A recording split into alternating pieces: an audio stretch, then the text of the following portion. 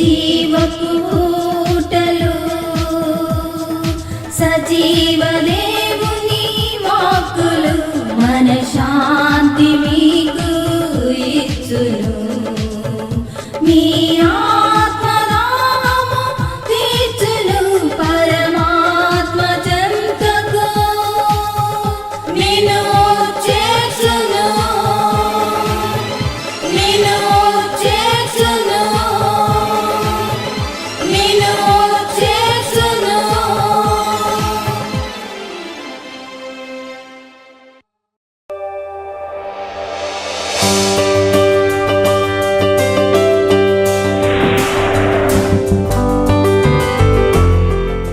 నందు ప్రేమైనటువంటి దేవుని బిడ్డలారా, దేవుడు మనలందరినీ ప్రేమించి ఈ శ్రేష్టమైన దివ్యమైన సమయాన్ని దేవదేవుడు మనందరికీ దయచేసినందుకు మన మధ్యలో ఆత్మస్వరూపుగా ఉన్న దేవునికి మొట్టమొదటిగా నా హృదయపూర్వకమైన వందనాలు యేసయ్యకి చెల్లిస్తూ ఉన్నా.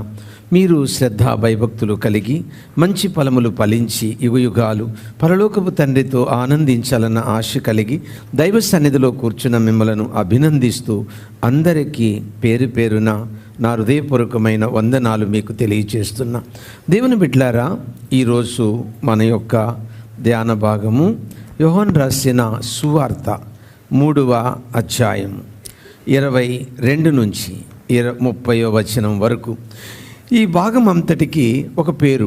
ఆ పేరు ఏంటంటే బాప్తిస్మను గూర్చిన వివాదము డాష్ వివరణ. సో దీన్ని 2 భాగాలుగా మనం ఇప్పుడు డివిజన్ చేసి ధ్యానం చేయబోతున్నాం. మొదటి భాగం 22 నుంచి 26వ వచనం వరకు బాప్తిస్మను గూర్చిన వివాదము. ఆ తర్వాత 2వ భాగము 3వ అధ్యాయం 27 నుంచి 30వ వచనం వరకు బాప్తిస్మను గూర్చిన వివరణ. ఈరోజు ప్రధానంగా అంశం ఏంటి చెప్పండి? బాప్తిస్మను గూర్చిన వాదన, బాప్తిస్మను గూర్చిన వివరణ. ప్రార్థన. ప్రేమ కలిగిన తండ్రి, వాక్యమనే రొట్టె విరచి ఆత్మకు జీవాహారంగా పెట్టి మమ్మలను సర్వ సత్యములోనికి నడిపించమని మీరు మాట్లాడుతుండగా మైండ్ డైవర్ట్ కాకుండా వాక్యం మీద నిలపమని యేసుక్రీస్తు నామమున అడిగి వేడుకుంటున్నాము తండ్రి, ఆమేన్. ఓకే, దేవుని బిడ్డలారా, మనము యేసు ప్రభు ఈ భూమి మీదకి వచ్చి ఆయన 33.5 సంవత్సరాలు జీవించిన ఆ కాలములో 3.5 ఇయర్స్లో మొదటి సంవత్సరము పరిచర్యల మనం ధ్యానం చేస్తున్నాం. ఈ మొదటి సంవత్సరములు అంటే 3.5 ఇయర్స్లో ఆయన ఫస్ట్ ఇయర్ ఆయన చేసింది ఏంటి, ఎలాంటి కార్యాలు చేశాడు అన్న దాని మీద మనము ఇప్పటి వరకు 10 అంశాలు ధ్యానం చేశాం. ఇది 11వ అంశం. ఓకే, ఇది ఈ మొదటి భాగం అంతా. సరే వినండి, ఈ భాగములో ఈ 11వ అంశములో మనం ఇప్పుడు ఏం చూడబోతున్నామంటే మొదటి సంవత్సరం యేసు పరిచర్య అన్న మొదటి భాగములో ఈ 11వ అంశంలో ప్రధానంగా బాప్తిసం గురించి కదా.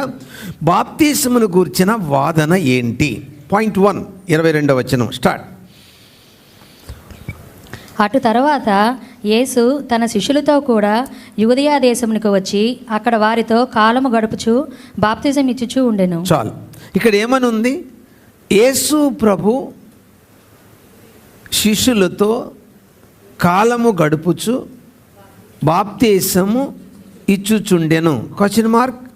యేసు ప్రభు బాప్తిసం ఇచ్చాడా? Yes or no? 22వ వచనం మళ్ళీ చదవము. అటు తర్వాత యేసు తన శిష్యులతో కూడా యూదయా దేశమునకు వచ్చి అక్కడ వారితో కాలము గడుపుచు బాప్తిజం ఇచ్చుచూ ఉండెను. ఎవరు? ఇప్పుడు మిమ్మల్ని ఏమడుగుతున్నానంటే యేసు ప్రభు బాప్తిసం ఇచ్చాడా ఇవ్వలేదా?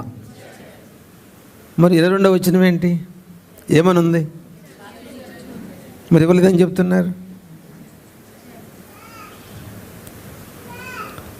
చిట్టా పెట్టారా? ఓకే వినండి, యేసు ప్రభు బాప్తిసము ఇచ్చినట్టు కనబడుతుంది. ఏంటది? కాదమ్మా, 22వ వచనం. కానీ యేసు ప్రభు బాప్తిసము ఇవ్వలేదు. అర్థం కాలేదు ఇంకా మీకు? అర్థమైందా, అర్థం కాలేదా? 22వ వచనం యేసు ప్రభు బాప్తీసం ఇచ్చినట్టు కనబడుతుంది, కానీ యేసు ప్రభు బాప్తీసం ఇవ్వలేదు. ఎక్కడుంది ఈ మాట? యోహాను సువార్త 4వ అధ్యాయము 3వ వచనం. యోహాను సువార్త 4వ అధ్యాయం 3వ వచనం. అయినను యేసే బాప్తిజం ఇయ్యలేదు గాని విన్నారా? ఆయన శిష్యులు ఆగండి, విన్నారా? అయినను యేసే బాప్తిసము ఇవ్వలేదు. మీకేమర్థమైంది ఆ పదంలో? అయినను యేసే బాప్తిస్మాలని ఆ మాటలో యేసు కూడా ఇచ్చినట్టుందా? యేసు అసలు ఇవ్వలేదని ఉందా? మళ్ళీ చదువు అమ్మా, 3వ వచనం మళ్ళీ చదువు. అయినను యేసే బాప్తిజం ఇయ్యలేదు. విన్నారా?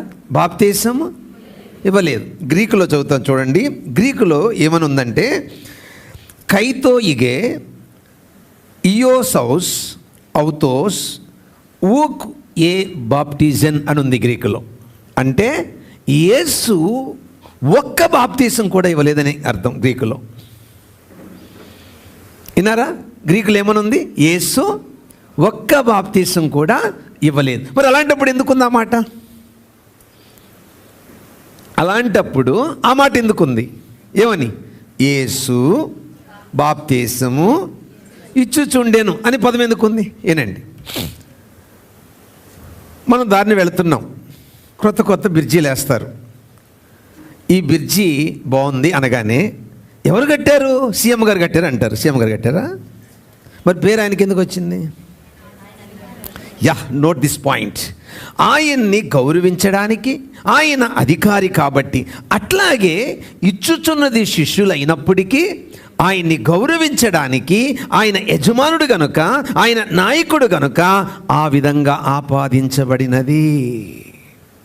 ఇప్పుడు అప్లికేషన్, నేర్చుకోవలసిన పాఠం.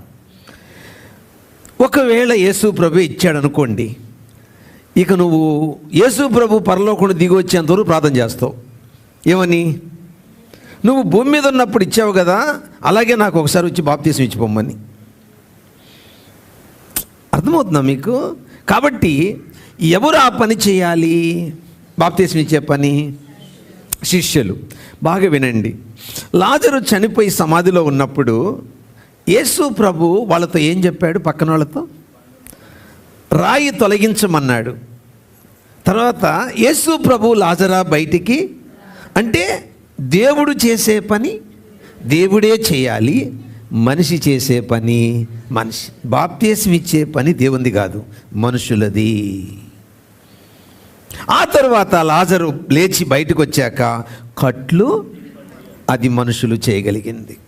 సో దేవుడు చేసే పని దేవుడే చేయాలి, మనిషి చేసే పని మనిషి పని దేవుడు చెయ్యడు, దేవుడు పని మనిషి చెయ్యకూడదు. కాబట్టి బాప్తీసం అనేది ఇక్కడ క్లారిటీ వచ్చింది అనుకుంటాను. ఏం క్లారిటీ వచ్చింది? ఇది మనుషుల నుండి దేవుడు చేయించాలనుకున్నాడు, అది ఆ ఆధిక్యత దేవుడు వాళ్ళకి ఇచ్చాడు. ఓకే, పాయింట్ 1 అయిపోయింది. 23వ వచనం స్టార్ట్. సలీము దగ్గరనున్న ఐనోను స్థలమున నీళ్లు విస్తారముగా ఉండెను గనుక యోహాను కూడా అక్కడ బాప్తిజం ఇచ్చుచూ ఉండెను. రైట్. 2 మొదట ఏం చూసాం? బాప్తిజం యేసు ప్రభు ఇచ్చాడా? ఆన్సర్ ఏంటి? ఇవ్వలేదు. రెండోది, బాప్తిజము ముంపుడు కరెక్టా, చిలకరింపు కరెక్టా? లేక బాప్తిజము మునిగి తీసుకోవాలా, చిలకరించి తీసుకోవాలా? మీరు చదివిన 23వ వచనములో ఏమనుంది? ఐనో అనే ప్రాంతములో నీరు, చిలకరింపుకు నీరు అవసరమా? విస్తారమైన నీళ్ళు అవసరమా? చిలకరింపుకు విస్తారమైన నీళ్లు అవసరము లేదు. మరి ఇప్పుడు ఏ బాప్తీసం కరెక్ట్ బైబిల్ ప్రకారం? ముంచుడు బాప్తీసం కరెక్టా, చిలకరింపు బాప్తీసం కరెక్టా? మనం చదివిన ఈ లేఖన భాగములో ముంచుడు బాప్తీసం గురించే ఉంది కానీ చిలకరింపు బాప్తీసం గురించి లేదు. మరి అలాంటప్పుడు చిలకరింపు బాప్తీసం కరెక్టా కాదా? Yes or no? చిలకరింపు బాప్తీసం ఒకవేళ తీసుకున్న వాళ్ళు మళ్ళీ ముంపుడు బాప్తీసం తీసుకోవాలనా, అవసరం లేదా? ఇప్పుడు వినండి. అసలు చిలకరింపు బాప్తీసం అనే ఈ పదం అంటే గ్రీకులో బాప్టిజం అనే ఈ పదానికి తెలుగులో 2 అర్థాలు ఉన్నాయి. ఒకటి ముంచుట, ఇంకొకటి కడగబడుట. చెప్పండి. ఒకటి ముంచుట, ఇంకొకటి కడగబడుట. ఇప్పుడు బాప్తీసం అనేది నీరు ముఖ్యమా, విశ్వాసం ముఖ్యమా? బాగా చెప్పాలి. బాప్తీసంలో నీరు ముఖ్యమా, విశ్వాసం ముఖ్యమా? నాకు వినరాలా? ఓకే, విశ్వాసం ముఖ్యం. వినండి. మొదటి శతాబ్దంలో క్రీస్తు శకం 52లో మన దేశానికి తోమగారు వచ్చారు. ఆయన కేరళ ప్రాంతంలో తక్షశీల అనే ప్రాంతంలో సేవ మొదటిగా ప్రారంభించారు. ఆయన ప్రారంభ దినాలలో రొట్టె ద్రాక్షరసం ఇచ్చేటప్పుడు ద్రాక్షరసం లేదు ఇవ్వడానికి. మరి ద్రాక్షరసం లేకపోతే ఏం చేయాలి? ఇప్పుడు రొట్టె ఇవ్వాలా లేదా? కొబ్బరికాయ పగలగొట్టి కొబ్బరిని రొట్టెని నీళ్ళను ద్రాక్షరసం అని ఇచ్చేసాడు ఆయన. ఇవ్వచ్చా? మాట్లాడరు ఏంటి? ఇవ్వచ్చా? స్వరం దేవుడిచ్చిన వరం. చెప్పండి. ఇవ్వచ్చా, ఇవ్వకూడదా? ఇవ్వచ్చా, ఇవ్వకూడదా? మరి బైబిల్లో రొట్టె ఇచ్చింది కదా, ఈయన కొబ్బరి ఎట్టిస్తాడు? ఇక్కడ పదార్థం ముఖ్యమా, విశ్వాసం ముఖ్యమా? Note this point. ఇప్పుడు చిలకరింపు గురించి చెప్తాను, వినండి. ఎగ్జాంపుల్ అర్థమైపోయింది కదా.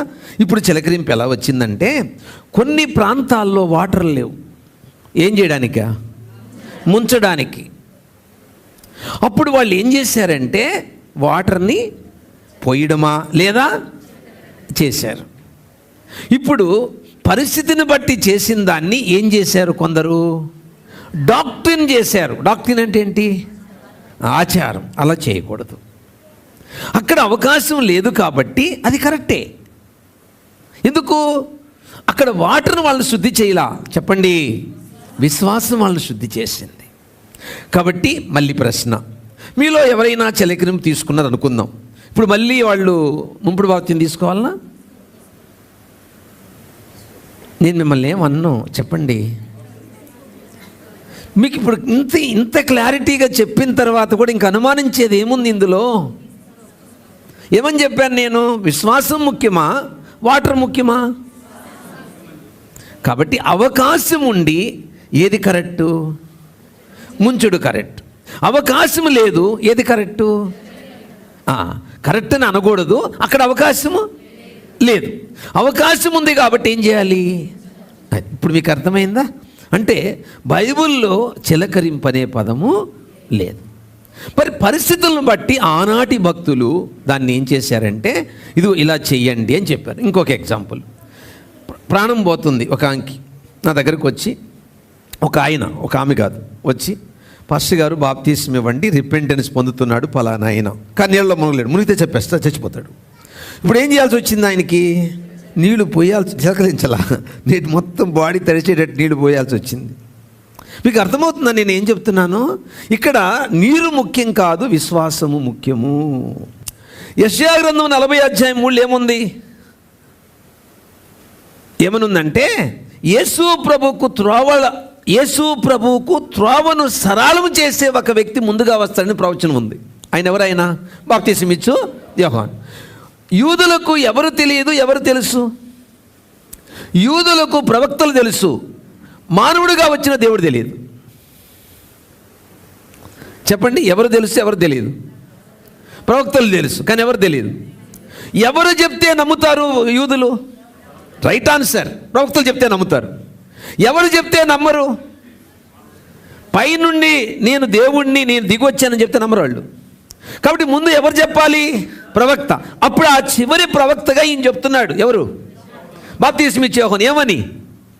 మీరు ఇంతకాలం ఎదురు చూస్తున్నారే ఎవరి కోసం? మెస్సయ్య, ఆయనే ఈయన. మీరు ఆయన దగ్గరికి వెళ్ళాలి అనంటే, ఆయన రాజ్యంలో ఉండాలి అనంటే, ఆయన మిమ్మల్ని పరిపాలించాలంటే, ఆయన ప్రజలుగా మీరు ఉండాలి అనంటే, ఆయన మిమ్మల్ని పరిపాలించాలి అనంటే మీరు పశ్చాత్తాపడాలి. సర్ప సంతానం అంటాడు. అంటే అర్థం ఏంటి? మీ స్వనీతి మీకు రక్షణ ఇవ్వదు అని అర్థం. వాళ్ళు ఏమనుకున్నారు? అబ్రహాము పిల్లలం కాబట్టి మాకు పరలోకం వస్తుంది అనుకున్నారు. నో, రాదు. మేము యూదులం కాబట్టి పరలోకం వస్తుంది అనుకో, రాదు. అర్థమవుతుందా మీకు? స్వనీతి వల్ల మనకు మోక్షము రాదు. యెషయా గ్రంథం 64:6 ఆ మాటే ఉంది, మా క్రియలు మురికి గుడ్డతో సమానం. రాదు. కాబట్టి ఇక్కడ మనకి ఏమర్థమైంది? ఇక్కడ కాంటెక్స్ట్, సందర్భం ఏమర్థమైంది? 2 బాప్తీసం ఒకటి కాదు. ఈ బాప్తీసము కేవలం సహస్రాబ్దికి సంబంధించింది. ఎవరు బాప్తీసము? యోహాను గారు ఇచ్చిన బాప్తీసం మెస్సయ్యాను నమ్మడానికి సంబంధించింది. Right answer. అయితే యేసు ప్రభు ఇచ్చిన బాప్తీసం ఏంటి నానా? మార్క్స్ వార్త 16:16. మార్క్స్ వార్త 16:16. మార్క్స్ వార్త 16:16. 16 నమ్మి బాప్తిజం పొందిన వాడు విన్నారు కదా? రక్షింప. బాగా వినండి. ఏమి నమ్మి? ఈ సువార్త ఎప్పుడు చెప్పబడింది? యేసు ప్రభు చనిపోయి తిరిగి లేచాకనా? ఇప్పుడు మీరు చదివిన వాక్యము చనిపోక ముందే చెప్పబడింది అన్నమాట. Right answer. అంటే ఇప్పుడు ఏమి నమ్మి? మళ్ళీకి వచ్చిన మార్కు. సువార్తకి ఎన్ని మాటలు చెప్పాను గతంలో మీకు? నేను సువార్త అనడానికి 3 మాటలు చెప్పాను. చెప్పండి, ఆ 3 మాటలు ఏంటో? యేసయ్య నా కోసం పుట్టాడు. 2, యేసయ్య నా కోసం చనిపోయి తిరిగి లేచాడు. ఎడగొట్టుకుంది. 2 ఒకటే అర్థం. ఒట్టి చనిపోతే లాభం లేదు, చనిపోయి తిరిగి. 3, యేసు నా కొరకు రానై ఉన్నాడు. అర్థమైందా? ఇప్పుడు మీకేమర్థమైంది చెప్పండి? అది సువార్త. అది నమ్మి, అది నోట్ దిస్ పాయింట్, అది నమ్మి. ఇప్పుడు మీకు అర్థమవుతుందా? ఇప్పుడు ముందు ఈయన నమ్మాలంటే ఎవరు చెప్పాలి? ప్రవక్త చెప్పాలి. ప్రవక్త చెప్పి ఏం చెప్పాడు? మీరు బాప్తీసము తీసుకోమన్నాడు. మెస్సైన వాళ్ళు నమ్మారు. ఇప్పుడు ఈయన చనిపోయి తిరిగి వచ్చే లోపల జనం ఏమైపోతారు? కొందరు చనిపోతారు కదా. చనిపోక ముందే వాళ్ళు ఏం పొందాలి? మారు మనసు. అది ఆయన బాప్తీసం. మరి ఈయన బాప్తీసం ఏంటి? పాప విషయంలో చనిపోయి మళ్ళీ నీతి విషయంలో అది. ఇంకా మీకు అర్థమేంటి చెప్తాను. పాత నిబంధన ఆచారాలన్నీ ఏంటి? కర్మకాండాలు. కర్మకాండాలు అంటే బలులు, సబ్బాతు, చెప్పండి త్వరగా, పండుగలు, భౌతికమైన ఎన్నో. ఇవన్నీ వాళ్ళకి ఏమి ఇచ్చాయి? తాత్కాలిక శుద్ధీకరణ, కానీ నాట్ హోలీ. నిజమైన పవిత్రత ఇవ్వాల. అయితే నిజమైన పవిత్రత ఎక్కడుంది? కాబట్టి యోహాను బాప్తీసంతో ఏం ఎండ్ అయింది? పాత నిబంధన ఆచారాలు ఎండ్ అయ్యాయి. అంటే ఏంటి? ఇక ఇవేమి మనిషికి పరిపూర్ణ రక్షణ ఇవ్వవు. ఇక యేసు ప్రభువునందు విశ్వాసం ద్వారా పొందే రక్షణ ఆత్మకు సంపూర్ణ సిద్ధి కలుగుతుంది. కాబట్టి 2 బాప్తీసాలు ఒకటి కావు. నమ్మి యేసుక్రీస్తు బాప్తీసంలో ఏం నమ్మాలి? చదువురా. అపొస్తలుల కార్యం 2వ అధ్యాయం 38వ వచనం. అపొస్తలుల కార్యం 2వ అధ్యాయము 38వ వచనం.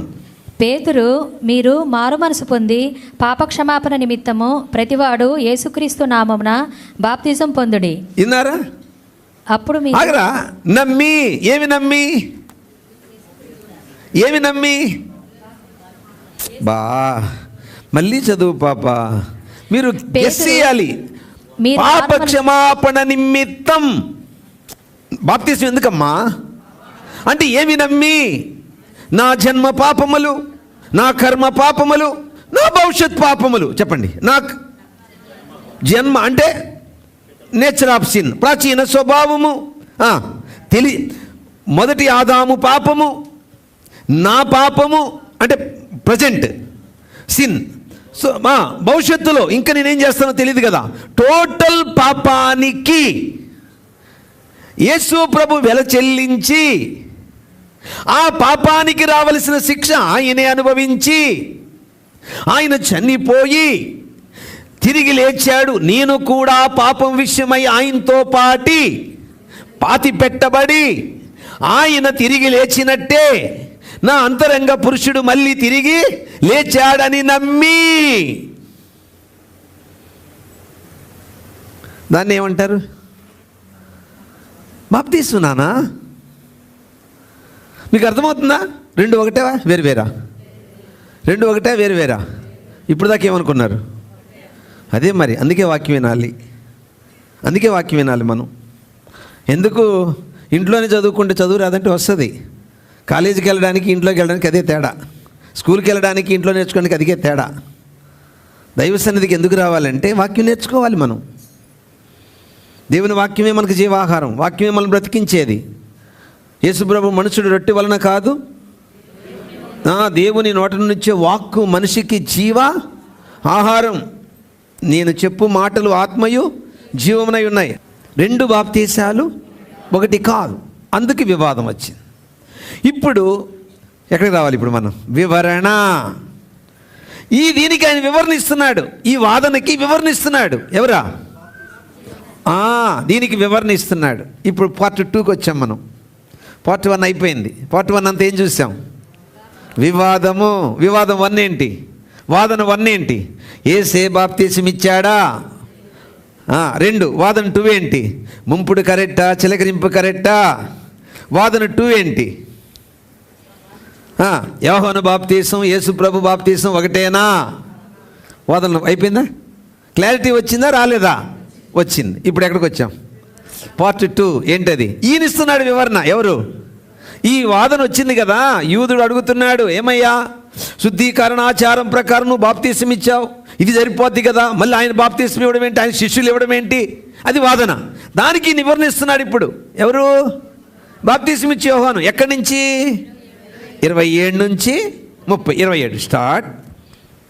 అందుకు యోహాను ఇట్లా నేను తనకు పరలోకం నుండి. మనం ఇంగ్లీష్లో చదివానుకో, దేర్ పోర్ అంటే అర్థం ఏంటి? కాబట్టి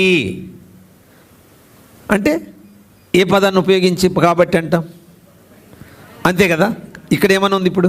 అందుచేత, అందువలన, కాబట్టి అంటే పై విషయాలు ఇక్కడ ముడి పెట్టాలి.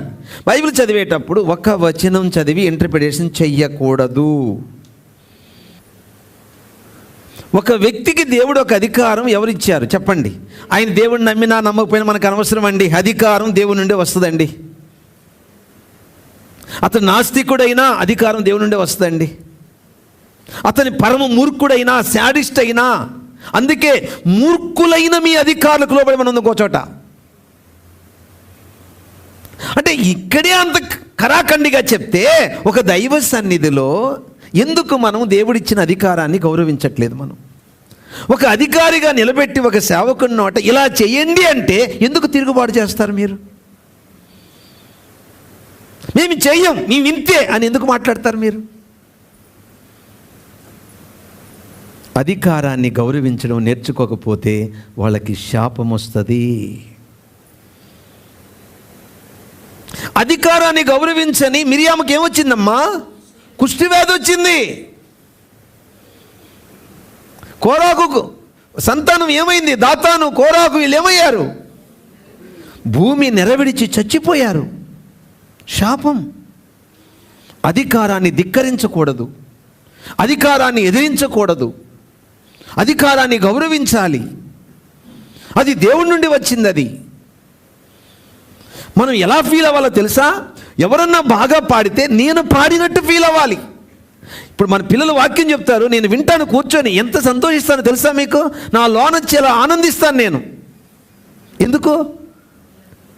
నా బిడ్డలు వర్ధిల్లుచున్నారన్న ఆనందం తప్ప అంతకంటే ఎక్కువ ఆనందం నాకేముందంటాడు యోహాను గారు. వాళ్ళు ఎదుగుదల చూసి ఏ వ్యక్తి ఆనందిస్తాడో వాడు నిజమైన దైవ సంతానం. ఈ ఎదుగుదల చూసి ఎవరు కుళ్ళిపోతారో వారు నిజమైన సాతాను సంతానం.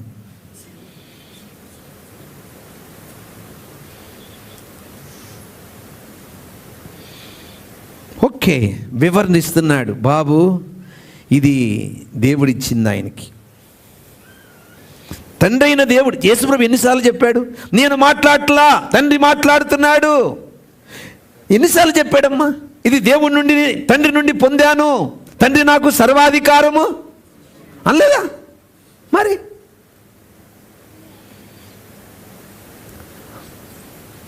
అంటే వాళ్ళు యేసుప్రభుని నమ్మకపోతే ఈ పదాలు వాడాల్సి వచ్చింది. అయిందా? ఏమైంది? ఏమైందిరా? 27వ వచనం అయిపోయింది. పాయింట్ 1లో ఏం నేర్చుకున్నాం? వివరణ 1, అధికారాన్ని గౌరవించండి, లేకపోతే సమస్యలు వస్తాయి, కొట్లాట్లు వస్తాయి, గొడవలు వస్తాయి, సంఘములో ఐక్యత ఉండదు, సమాధానం ఉండదు, ఇంకొకరికి మనము ప్రోత్సహించలేం, ఇంకొకరిని బలపరచలేం, ఇంకొక సంఘ క్షేమాభివృద్ధి కొరకు పాటుపడలేం. సంఘం ఎదగాలంటే, సంఘం ఫలించాలంటే అధికారానికి లోబడాలి. చదువు పాప 29. పెండ్లి కుమార్తె గలవాడు పెండ్లి కుమారుడు అయితే నిలువబడి. ఇప్పుడు మనం ఎవరమో చెప్తున్నాడు ఆయన. ఏం చెప్పాడండి నిజంగా? అయితే ఆగరా పెళ్లి కుమార్తె గలవాడు పెళ్లి కుమారుడు అంటే ఏంటి అర్థం? పెళ్లి కుమార్తె గలవాడు పెళ్లి కుమారుడు అంటే పెళ్లి పీటల మీద ఎవరెవరు ఉంటారు? పెళ్లి కూతురు ఉంటుంది, పెళ్లి కొడుకు ఉంటుంది. పెళ్లి కుమార్తె గలవాడు, అక్కడెవరు? పెళ్లి కొడుకు కదా. పెళ్లి కుమార్తె గలవాడు ఎవరు అక్కడ? పెళ్లి కుమారుడు కదా. అంటే వివాహానికి వచ్చాం, వివాహం జరుగుతుంది. పెళ్లి కూతురు పెళ్లి కొడుకు వేదికలో ఉన్నారు, వివాహం వచ్చాం. ఇక్కడ పెళ్లి కొడుకు ఎవరు, పెళ్లి కూతురు ఎవరు? పెళ్లి కూతురు అంటే యేసు ప్రభు ఎవరికైతే బాప్తీసం ఇస్తున్నారో వాళ్ళు. పెళ్లి కొడుకు అంటే యేసు ప్రభు. ఇప్పుడు స్నేహితులు అంటే ఎవరు ఇక్కడ? బాప్తీసం ఇచ్చి యోహాను. అప్పుడు ఏమి చెప్పాడండి నిజంగా? అర్థమైందా? మేము పాత నిబంధనవా భక్తులం. మేము ఈ యేసు ప్రభు ఈ లోకానికి వచ్చి సర్వమానవాళ కోసం ప్రాణం పెట్టి తిరిగి లేచి ఆయన స్థాపించిన సంఘం అనే వధువు ఉందే, ఆ వధువు సంఘాన్ని చూసి ఆనందించేవాళ్ళమని చెప్తున్నాడు. ఏమండి? సంఘము పెళ్లి కుమార్తె, వధువు సంఘం అండి. ఏమండి? యేసు ప్రభు గురించి ఏముంది బైబిల్? ధవలవర్ణుడు, రత్నవర్ణుడు, అపరంజ పాదములు కలిగిన వాడు, మెలిమి బంగారు పాదములు, ఇలా ఎన్నున్నాయండి. మరి నీ గురించి ఏం చెప్పాలి ఇప్పుడు? చీమిడి ముఖము, ఆ ముఖము, ఇది చెప్పాలా? మన గురించి ఏం చెప్పాలండి? అంటే అంత పరిశుద్ధుడైన పవిత్రుడైన ఆ దేవుని ఎదుట వధువు సంఘం అనే ఈ భార్య పక్కన నిలబడాలంటే ఏముండాలమ్మా? హోలీ పవిత్రత. రాత్రి కల్లో చచ్చిపోయా నేను. అంతకుముందు చావు దగ్గరికి వెళ్ళా, కానీ చావు రాలా. కానీ రాత్రి చచ్చిపోగానే ఏంది చూడండి, నేను వెళ్ళాను, సంఘం అంతా ఏడుస్తుంది. లాజరస్ ఏం చెప్తున్నాడు అక్కడ? పాస్టర్ గారు బ్రతకాలని మనం ఎంతో ప్రార్థన చేసామన్నాడు. నేను అప్పటికి వెళ్ళిపోయా దేహాన్ని వదిలి.